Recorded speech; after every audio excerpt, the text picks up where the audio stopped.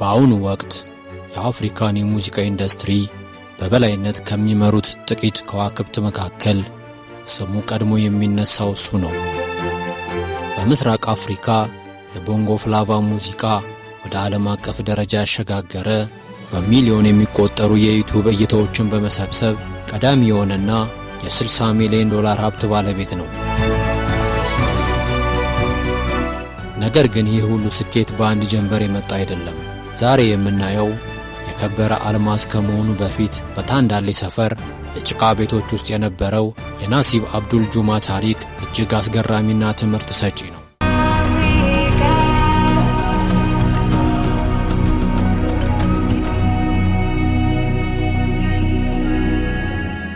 ዳይመንድ ፕላቲነምስ የተወለደው ጥቅምት 2 ቀን 1989 ዓመተ ምህረት በታንዛኒያ ዳሬ ሰላም ውስጥ በሚገኘው ታንዳሌ በተባለ ድሃ መንደር ነው። ያደገውም በሙስሊም ቤተሰብ ውስጥ ሲሆን አባቱ አብዱል ጁማ ቤተሰቡን ትቶ በመሄዱ ምክንያት የእናቱ የሳኑራ ካሲም ወይም ማማ ዳንጎቴ ድጋፍና መስዋዕትነት ለስኬቱ መሰረት ሆኗል። ገና በአንደኛ ደረጃ ትምህርት ቤት እያለ ለሙዚቃ ትልቅ ፍቅር ነበረው። እናቱም ይህንን ተረድታ አልበሞችን በመግዛትና በተለያዩ የችሎታ ውድድሮች ላይ እንዲሳተፍ በማበረታታት ተረዳውም ነበር። ነገር ግን ሕይወት አልጋ ባልጋ አልነበረችም። ዳይመንድ የመጀመሪያው ሙዚቃ ልብሶችን በመሸጥ በነዳጅ ማደያ ውስጥ በመቀጠርና ፎቶግራፍ በማንሳት ለሙዚቃ የሚሆን ሳንቲም ያጠራቅም ነበር። አንድ ቀን ግን ትልቅ ውሳኔ ወሰነ። እናቱ የሰጠችውን የወርቅ ቀለበት በመሸጥ የመጀመሪያውን ስቱዲዮ ተከራየ።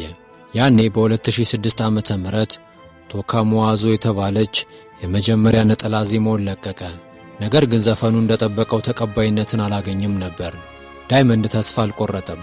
በ2010 ዓመተ ምህረት ካሟሚምቢ የተባለው ዘፈኑን ሲለቅ የታንዛኒያ የሙዚቃ አየር በአንድ ጊዜ ተቀየረ። ይህ ዘፈን በታንዛኒያ የሙዚቃ ሽልማት ላይ 3 ዘርፎችን በማሸነፍ ዳይመንድን ወደ ኮከብነት አሸጋገረው። ከዚያም በኋላ ላላ ሳላማና ኤቦይ ፍሮም ታንዳሌ የመሳሰሉ ተወዳጅ አልበሞችን በማውጣት በምስራቅ አፍሪካ ተወዳዳሪ የማይገኝለት ድምፃዊ ሆነ። ዳይመንድ በሙዚቃ ውስጥ የቦንጎ ፍላቫን ዘቤ ከአፍሮ ቢትስና ከአር&ቢ ጋር በማቀናጀት አዲስ ድምፅን ፈጠረ። በተለይም በስዋሂሊ ቋንቋ ውስጥ የእንግሊዝኛ ቃላትን በማስገባት ሙዚቃው ከታንዛኒያም አልፎ መላው ዓለምን እንዲሰማው አደረገ። ዳይመንድ ፕላቲነምስ ድምፃዊ ብቻ ሳይሆን ብልህም ነጋዴ ነው። በ2016 ዓመተ ምህረት WCB ዋሳፊ የተባለ የራሱን የሙዚቃ ኩባንያ መሰረተ።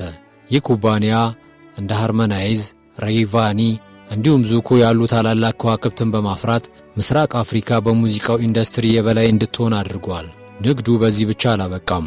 የዳይመንድ ግዛት ወደ ሚዲያም ተስፋፋ።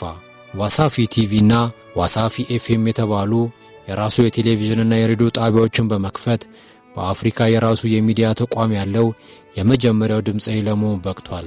በተጨማሪም ዋሳፊ ቢት የተባለ የውርርድ ኩባንያ፣ ዋሳፊ ሶፕ የተባለ የሳሙና ምርትና የሽቶ ምርቶች ባለቤት ነው። ዳይመንድ ለወጣት አርቲስቶች የሚሰጠው ምክር አንድ ነው። ሙዚቃን እንደ ሥራ ቁጠሩት፣ የምታገኙትንም እያንዳንዱን ሳንቲም መልሳችሁ ሥራችሁ ላይ አፍስሱት ይላል። ዳይመንድ ወደ አሜሪካ የሙዚቃ ገበያ ለመግባት የነበረ ሁልም ተሳክቶለታል። እንደ ኒዮ፣ ሪክ ሮስ፣ አሊሺያ ኪስና ኦማሪዮን ካሉ የዓለም ከዋክብት ጋር ሥራዎችንም ሰርቷል። በተለይ በ2024 እንደ አውሮፓን አቆጣጠር ከጄሰን ዲሩሎ ጋር የሠራው ኮማሳቫ የተባለው ዘፈኑ በአሁኑ ሰዓት በመላው ዓለም እየተደመጠም ይገኛል። ዳይመንድ በዲጂታል ዓለምም ታሪክ ሰርቷል። ከሰሃራ በታች ባሉ የአፍሪካ ሀገራት በዩቲዩብ 1 ቢሊዮን እይታን በማግኘት የመጀመሪያው አርቲስት ነው። በአሁኑ ሰዓት ከ10 ሚሊዮን በላይ ተከታዮች ያሉት ሲሆን በየወሩ ከዩቲዩብ እስከ $75,000 ገቢ እንደሚያገኝም ይገመታል። የዳይመንድ የግል ሕይወት ሁልጊዜም የሚዲያ ትኩረት አይለየውም። ዳይመንድ 4 ልጆች ያሉት ሲሆን ከዛራ ሐሲን፣ አሚሳ ሞቶቦና ታናሻ ዶና ጋር ያለው ግንኙነት ብዙ ሲነገር ቆይቷል። በቅርቡ ግን በ2025 ዓመተ ምህረት ከታዋቂዋ ድምፃዊ ሱዙኩ ጋር በሚስጥር መጋባቱን በይፋ አስታውቋል። የዳይመንድ ሀብት በንብረቶቹ ላይ በግልጽ ይታያል። በዳሬ ሰላም በሚገኘው የወርቅ ስኬላንድና ሌሎች የቅንጡ መኪኖች የሚዘውር ሲሆን ከዚህም ባለፈ በደቡብ አፍሪካ ትልቅ ቪላ ያለው ሲሆን በታንዛኒያ ለሚገኙ ትምህርት ቤቶችና ችግረኞች ድጋፍን በማድረግ ይታወቃል። የዳይመንድ ትልቁ ህልም የግራሚ ሽልማትን ወደ ታንዛኒያ ማምጣት ነው። ግራሚውን ሳሸንፍ ለአንድ ሳምንት ሙሉ ፈጣሪን እያመሰገንኩ ጸልያለሁ። ከዛም ለታንዛኒያ ሕዝብ በነጻ ትልቅ ኮንሰርት አቀርባለሁ ይላል። የታዋቂው ድምፃዊ ዳይመንድ ፕላቲነምስ እናት ሳኑራ ካሲም ለልጇ ስኬት የከፈለችው መስዋዕትነትና ያደረገችው ድጋፍ ለዛሬ ማንነቱ መሰረት እንደሆነ ምንጮች በዝርዝር ያስረዳሉ። ሳኑራ ካሲም ለልጇ የሰራችው ዋነኛ መስዋዕትነት እንደሚከተሉት ናቸው። ዳይመንድ በታንዳሌ ሰፈር በሚገኙ ጭቃ ቤቶች ውስጥ ያደገው በድህነት ውስጥ ነበር። አባቱም ቤተሰቡን ትቶ በመሄዱ ምክንያት እናቱ ልጇን ብቻዋን የመንከባከብና የማሳደግ ከባድ ኃላፊነት ወድቆባትም ነበር። ዳይመንድ ገና በአንደኛ ደረጃ ትምህርት ቤት እያለ ለሙዚቃ ፍቅር እንዳለው የተረዳችው እናቱ ምንም እንኳን የገንዘብ እጥረት ቢኖርባትም የተለያዩ የሙዚቃ አልበሞችን በመግዛትና በተለያዩ የችሎታ ውድድሮች ላይ እንዲሳተፍ በማድረግ ትረዳው ነበር። ይህም ዳይመንድ በታሪክ ውስጥ ደጋግሞ የሚጠቅሰው ትልቁ የእናቱ መስዋዕትነት እንደሆነም ይነገራል። በ2006 ዓመተ ምህረት የመጀመሪያውን የሙዚቃ ስራውን ለመቅረጽ ስቱዲዮ የሚከፍለው ገንዘብ ሲያጣ እናቱ የራሷን የወርቅ ቀለበት ሰጥታው እሱን በመሸጥ ለመጀመሪያው ስቱዲዮ ክፍያ እንዲውል አድርጋለች። ይህ ድርጊቷ ለሙያዊ የሙዚቃ ሕይወቱ ለመጀመር ቁልፍ ሚናም ተጫውቷል። ከዚህም ባለፈ የመጀመሪያ የሙዚቃ ቅጂ ስራዎቹን በገንዘብ ለመደገፍ ያገለገሉ ልብሶች ወይም ሰልባጆችን በመሸጥ ይሰራ ነበር።